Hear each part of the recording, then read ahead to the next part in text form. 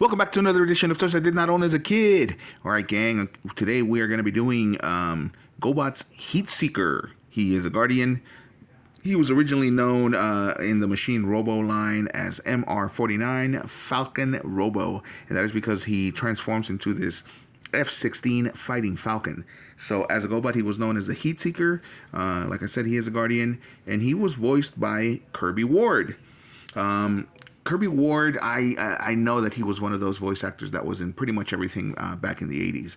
So, but let's get into a little bit of history. So this is, again, a Gobot which was released here in the United States in 1983, late 1983, by Tonka, and after they got the licensing from Popey, which was a subsidiary of Bandai, and they were released in Japan starting in 1982, late 1982, and they were called Machine Robo. Machine Robo was this line that essentially, I think the purpose was to make them look like little either Hot Wheels or Matchbox cars and vehicles, and then get them to transform into robots. One of the cool things that they did is that they allowed kids to design some of them. So some of them will look very futuristic, like Sidekill back there actually is supposed to be a futuristic motorcycle. Keep in mind that this was designed in the beginning of the 80s. But this guy right here, as weird as he looks, this is actually a real jet, a real life jet, and that is the General Dynamics F-16 Fighting Falcon.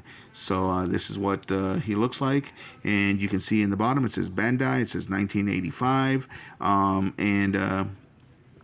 and of course we have the MR designation, so it's MR49, so that's Machine Robo 49. So 49, that probably means that he's, if not the second wave, the third wave, but he's still part of the 600 line, which means that you paid 600 yen, and you got yourself one of these guys to add to your collection.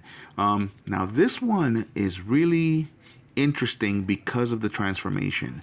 I have not seen any other one transform like this guy, and you're gonna see what I mean. So the first thing that we do is we bring down these guys right here, and then we split him all the way open. We pull him open from the middle here, and as soon as he decides to collaborate, well, I think because we have to put down these wheels. Okay, so we split him all the way open. You see how he falls apart, and we put these down, and then we take the whole body and just open him up like this, and that brings this part forward. As you can see, it's already starting to turn. He kind of looks like Swoop, doesn't he? Like Swoop from the Transformers. But then you put this down, and that becomes his chest. The cockpit becomes his chest, and there is his face.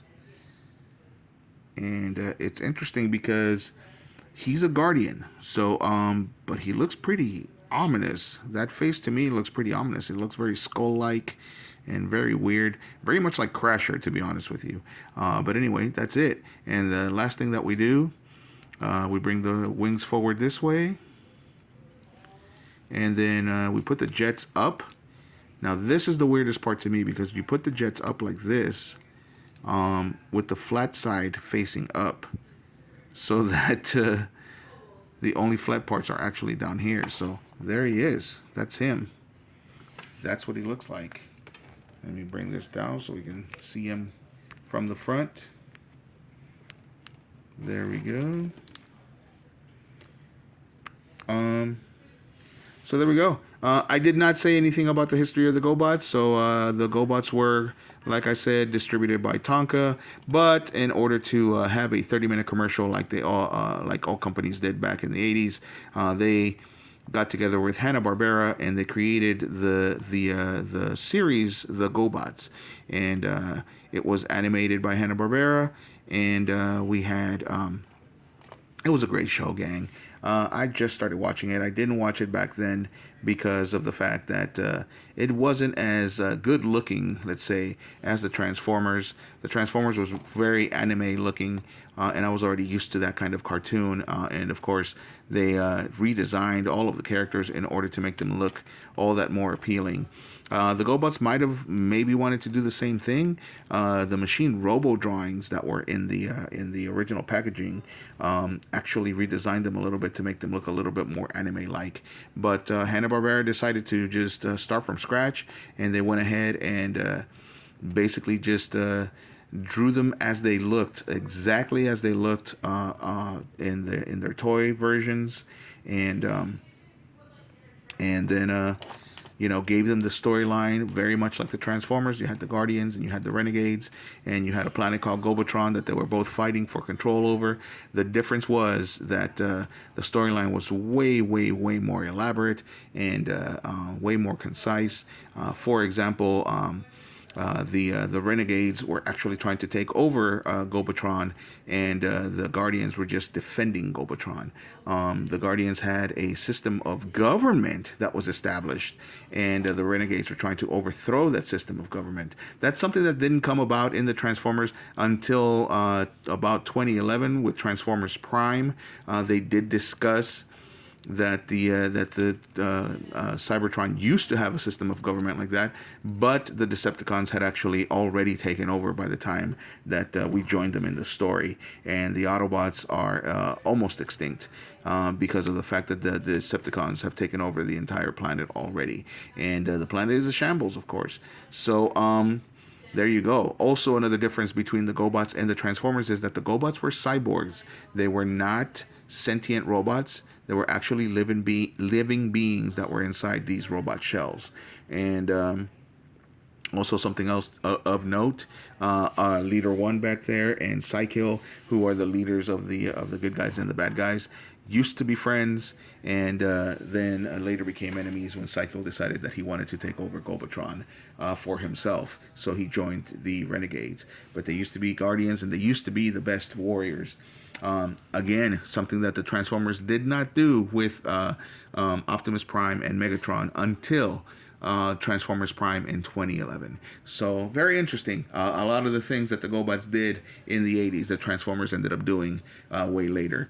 Also, the show was way more diverse as far as the characters were concerned. There were more female characters.